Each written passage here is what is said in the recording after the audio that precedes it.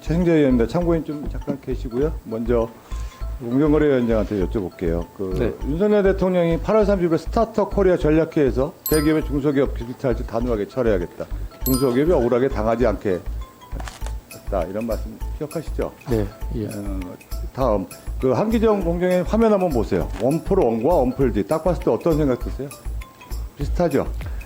예, 뭐 비슷한 원풀 원 측면이 원풀 D 있습니다. 뭐가 비슷합니까? 뭐 그림도 디자인 다 비슷하잖아요. 그래서 원풀은 2021년 9월 말, 원풀딜은 2021년 12월 중순 서비스 개시했고요. 원풀은 청년 스타트업이 다음이요. 론칭한 서비스이고 원풀딜은 우리나라 최고 포털 기업인 네이버의 자체 서비스입니다. 청년 스타트업 원풀은 본 서비스 론칭 전 네이버 광고와 네이버 페이 계약을 체결했고 3개월 뒤 네이버는 마치 본인들이 최초의 서비스인 것처럼 사업을 시작했어요. 위원장님 이거 표시 광고법 위반 아니에요? 소지 있죠? 처벌 수위도 있는 거고. 그래서 소지가 있죠? 예, 검토해봐야 되겠습니다. 네. 다음이요.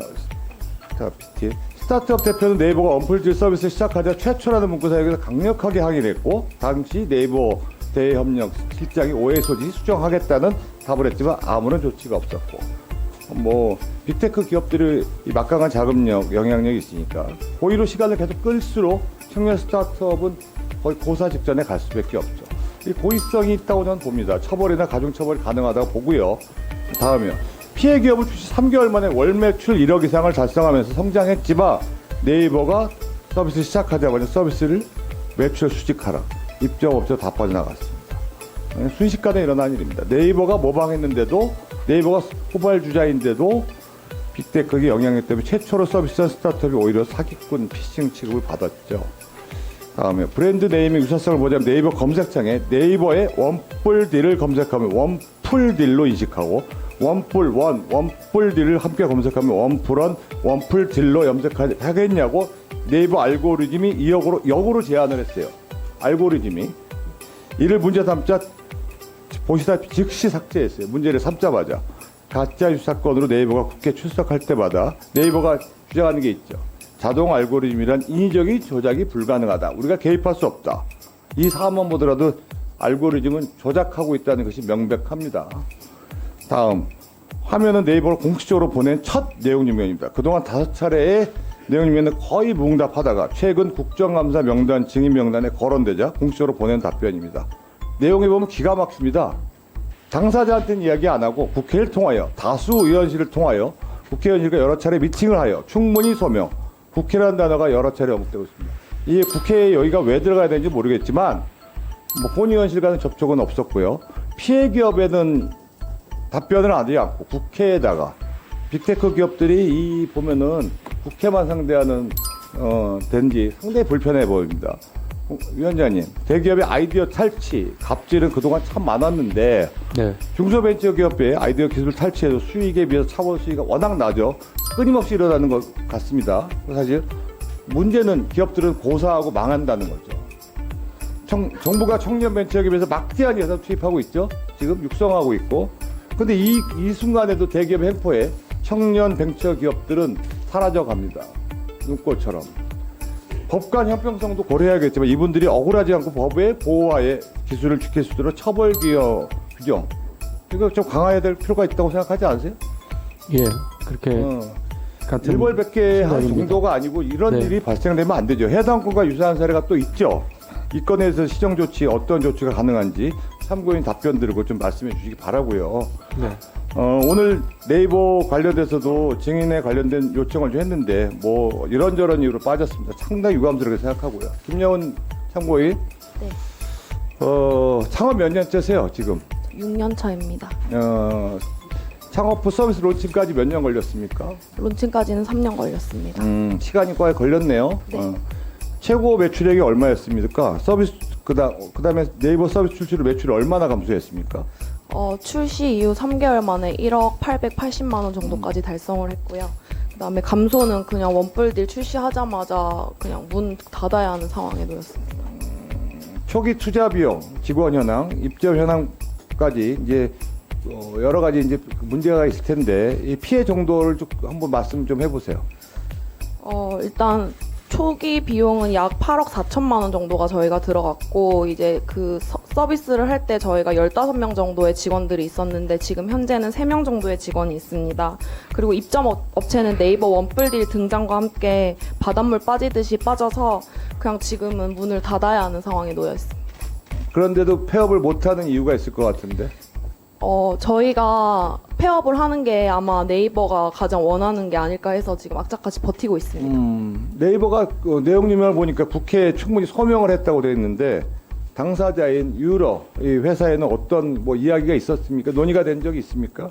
국회에는 충분한 소명을 했는지는 모르겠습니다만 저희한테는 그냥 베낀 적 없다는 말밖에는 없습니다. 네이버와 진행 중인 협의 내용 혹시 있어요? 지금? 없습니다. 전혀 없어요? 네, 없습니다. 접촉도 없고.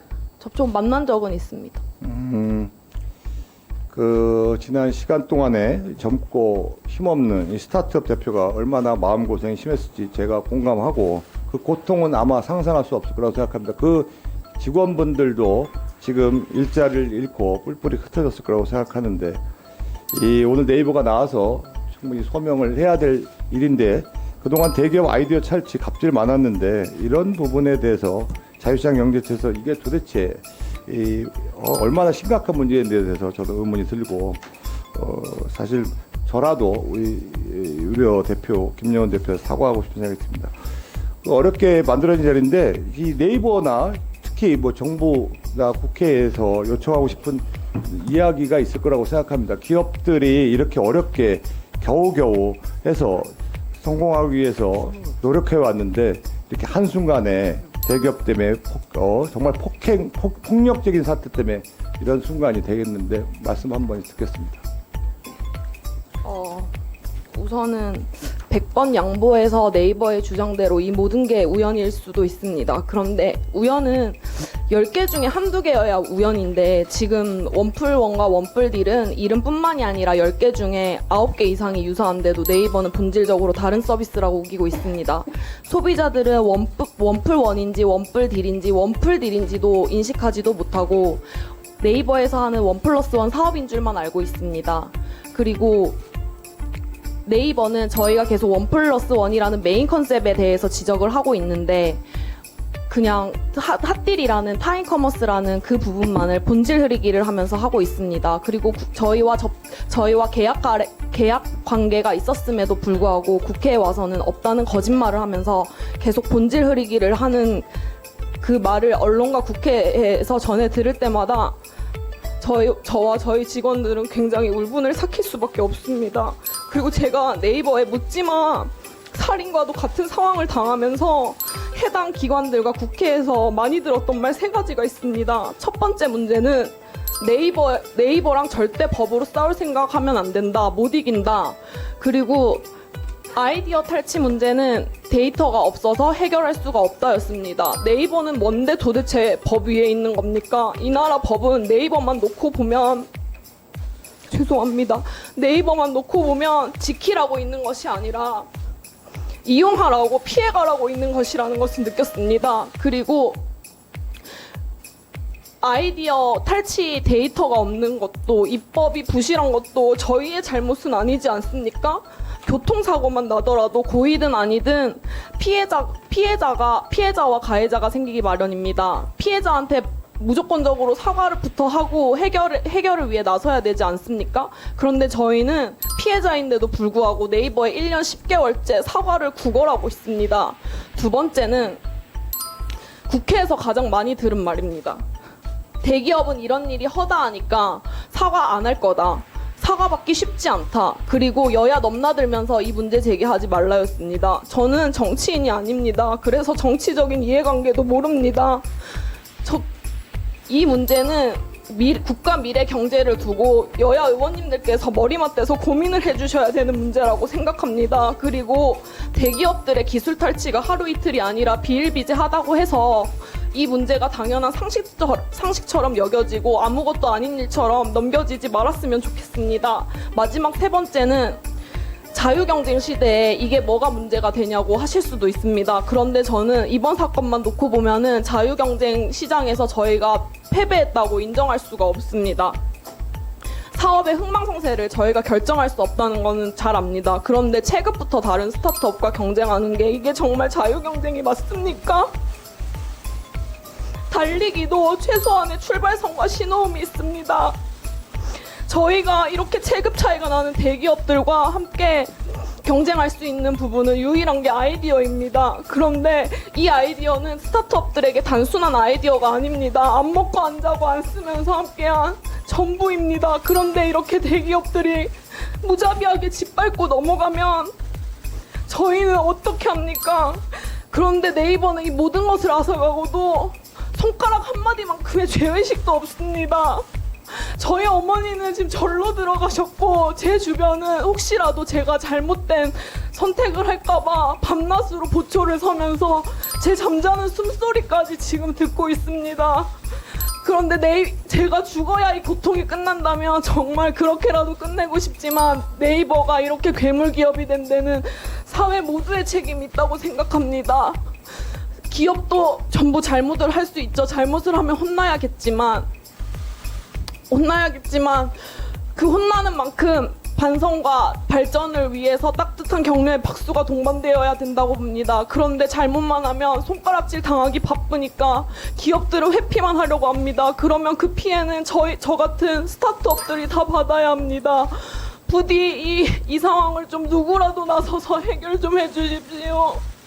이 국정감사 한 번으로 끝나는 것이 아니라 계속해서 근본적인 입법과 해결을 위해서 좀 논의를 해주시고 네이버도 이제 더 이상 비겁한 변명 대신 진심 어린 사과와 반성으로 제발 해결을 바로잡는 잘못된 부분을 바로잡는 방안으로 우리 모두 우리나라 국민들에게 모두 박수받는 대기업이 돼주실 것을 요청드립니다.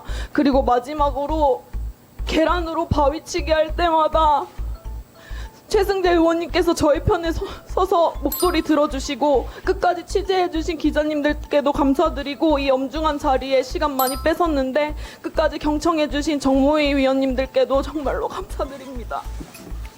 예. 이상입니다. 예, 수고하셨습니다. 김예원 상고인.